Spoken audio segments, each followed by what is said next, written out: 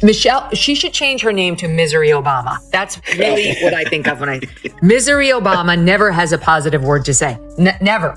Not about children, not about family, certainly not about her husband. By the way, before we leave this topic, here's her latest soundbite that made the rounds. This happened on June 18th, but I was off. Here it is, SOT 39. You should have threw a boy in the mix. I would. I'm so glad I didn't have a boy. Yeah. Because he would have been a Barack Obama. It was like baby Barack. It would have been amazing. Ooh, no, I would have felt for him. What happens when Megyn Kelly targets Michelle Obama? It immediately becomes messy. Michelle's carefully cultivated image was severely damaged when Megyn pointed out the phony, relatable performance and blasted her speeches as being totally out of touch. This may cause you to reevaluate your assumption that the Obamas were immune to criticism. The sharp, biting remark is difficult to ignore. Speaking of people who continue to play the victim even though they're not, here is today's daily dose of Michelle Obama, who has been out there trying to promote her terrible podcast that has absolutely no fan following. And she decided everything she says and does is a complaint. Everything. And so she winds up talking to Tina Knowles, also better known as Beyonce's mother, about marriage and divorce, which is Michelle's favorite topic, one of them at least. Number one is how much she hates her time as first lady. She hated it. And number two, I mean, you could go either way, how racist the country is and how much she can't stand it. And then we're coming in, at least in the top three, is her negative comments about her husband. Michelle Obama would have expected to spend another straightforward moment in the spotlight, smiling and waving to a crowd of loyal fans. But Megyn Kelly had other plans and stepped in with a biting response that pierced through all the pomp and circumstance. The painstakingly constructed image suddenly fell apart. The Barack Michelle Obama appearance, the podcast, because everybody thinks they're getting a divorce, and let's face it, they probably are. She dragged him onto her show with brother Craig, and the following took place. Here's how it started in SOT 36.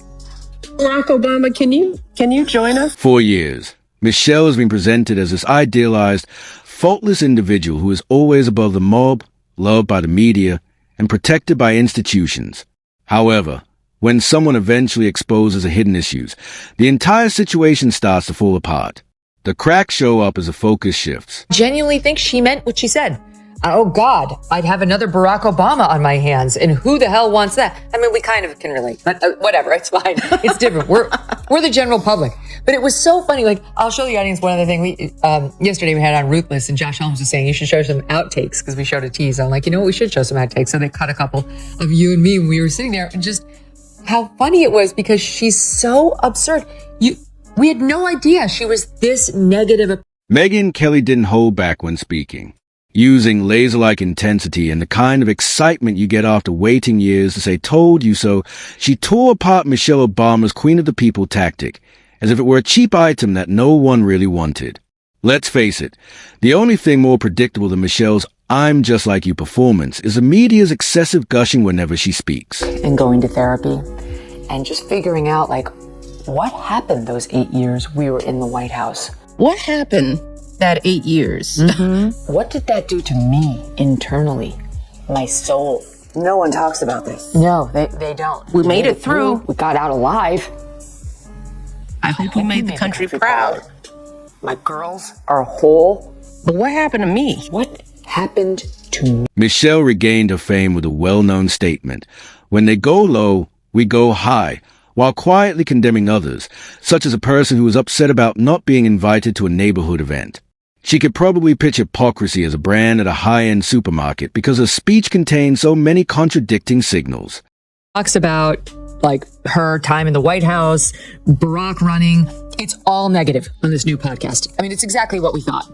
It's very clear she hated being First Lady. She hated being in Washington. She doesn't like the fact that Barack was president. I mean, she just has nothing but negative things to say.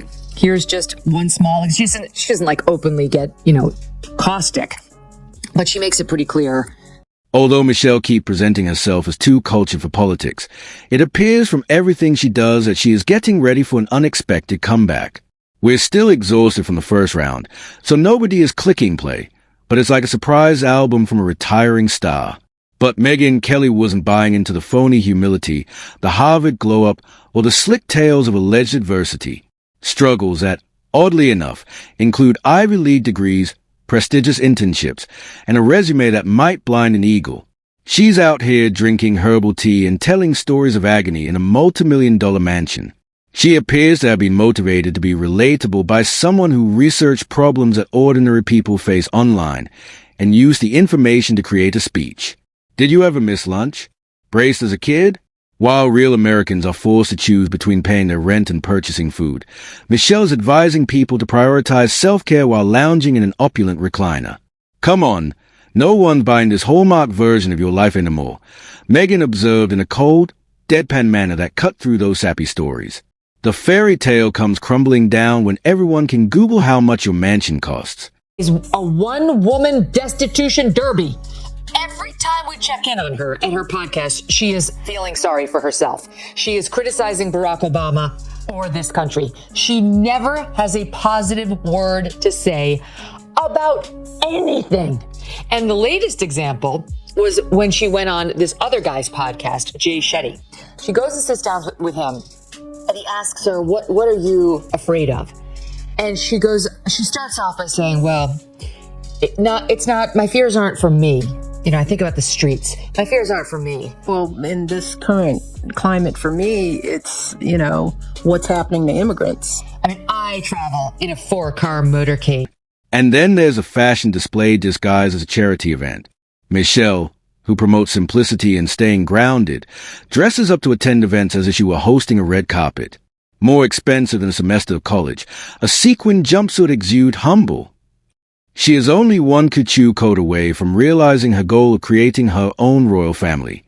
Michelle wants more than just attention, and Megyn made it extremely apparent by providing her with perfect lighting, prompt applause, and acknowledgement for everything she says.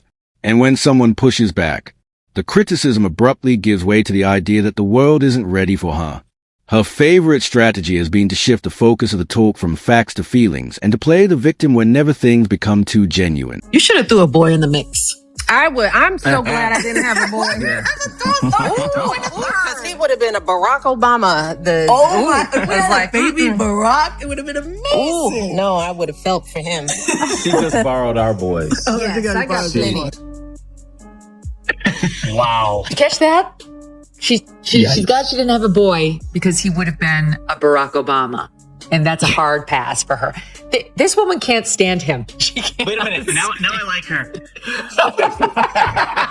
She prevented another Barack in the world. The Iranian regime quakes. We could have had another shot. Every time, the same performance is delivered. She was featured on more magazine covers than most world leaders. So throw on the tears, talk about her humble beginnings, and insist that she never wanted recognition. Despite her claims to be above political drama, Michelle certainly knows how to stir things up, especially when it's all about her. Despite her self-description as a unifier, her tone often seems like a lecture from someone who thinks they are the smartest person ever. It seems like a lengthy lecture on how the rest of us just don't get it. At first, it was a message of hope. Without yelling or making a scene, Megyn Kelly simply withdrew the finished image piece by piece. Suddenly, Michelle's iconic catchphrases and power suits didn't seem that groundbreaking. Michelle's tactic is getting old. Use nostalgia for as long as possible, add some broad affirmations, and employ a little victimization to escape accountability. Do you recall the garden I planted? Yes, and when your chef harvested it, your PR team turned it into a media event.